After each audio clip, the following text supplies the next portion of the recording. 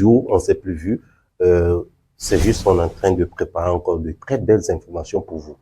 Alors, pour le compte d'aujourd'hui, nous allons parler d'une pathologie, d'une maladie que vous remarquez dans l'entourage, mais vous ne vous rendez pas compte que ça peut être une maladie ou pas. Alors, aujourd'hui, nous venons dans la suite du jour pour en parler. Il s'agit de quelle maladie? Vous l'avez trouvé? L'hypocratisme digital. L'hypocratisme digital. C'est quoi l'hypocratisme digital? Allez, je vous explique très simple.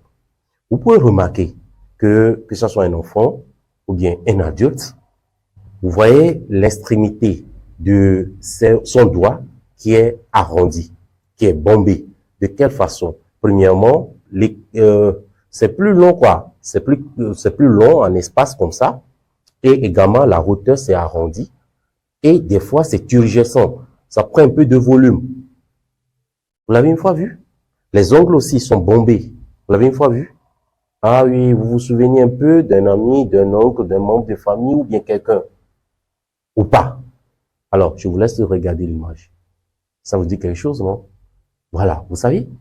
C'est ça qu'on appelle hypocratisme digital. Mais ça, là, c'est leur nom très scientifique parce que c'est Hippocrate qui l'avait vu premièrement. Donc, on l'a associé et surtout que c'est du droit, donc c'est digital. C'est clair. Mais revenons chez nous. Comment on l'appelle dans le jargon médical?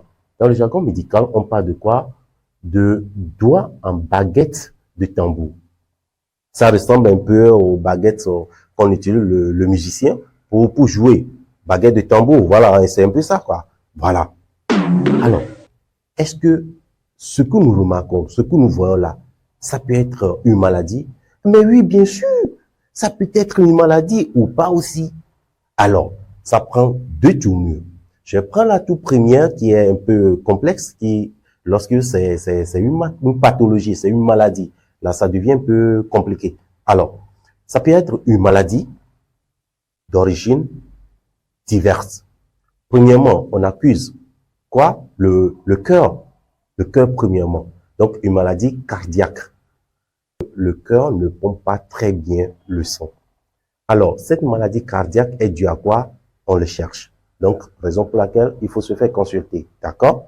Maintenant, comme le cœur ne pompe pas très bien, qu'est-ce que ça peut créer aussi? Ça fait que le poumon aussi n'oxygène pas tellement. Donc, ce qui fait que il n'y a pas une bonne oxygénation du sang au niveau des extrémités des doigts.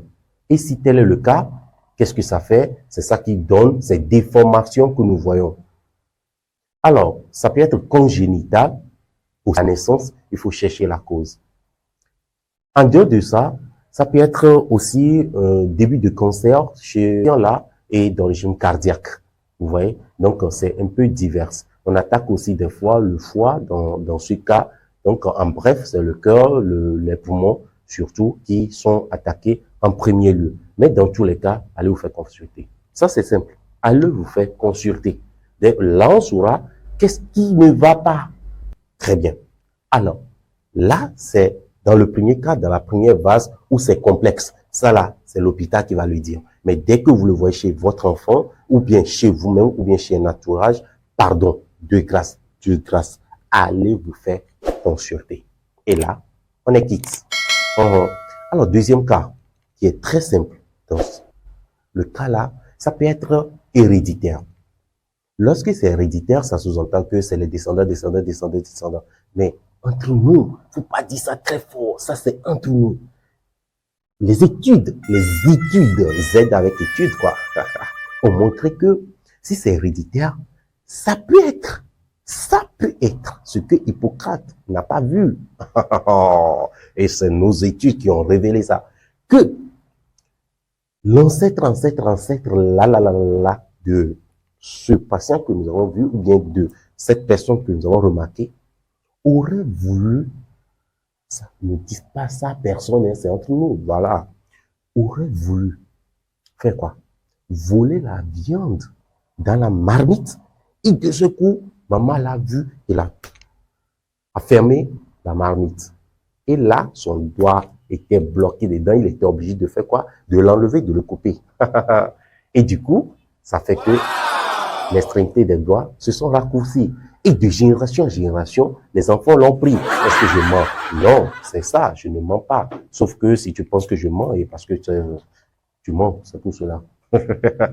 Donc, en réalité, si c'est héréditaire, ça peut être ça. Ou bien toi, tu as trouvé quelque chose. Moi, je n'ai rien trouvé.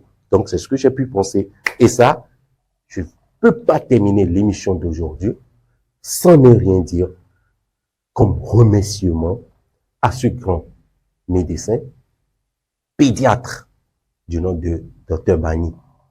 Dr Bani, je vous dis un grand merci pour tout ce que vous faites pour la génération togolaise, pour les enfants.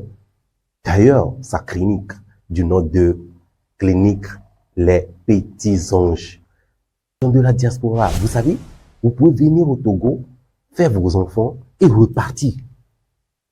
Pour leur maladie, Dr Bani même s'en charge. Confiez vos enfants à Dr Bani et il s'en occupe totalement. Parce que cette émission a été réalisée par son idée. Donc, Dr Bani, Clinique Les Petits Anges, qui est ici au Togo, vous pouvez toutefois le rencontrer à Oubi, ou soit même, vous pouvez aller sur sa page Facebook et sa page YouTube, et ceux qui sont au Togo, il a son numéro Togo 7, sur lequel vous pouvez toutefois le contacter et vous aurez des informations tous les jours. Alors, sur ce, on se dit quoi?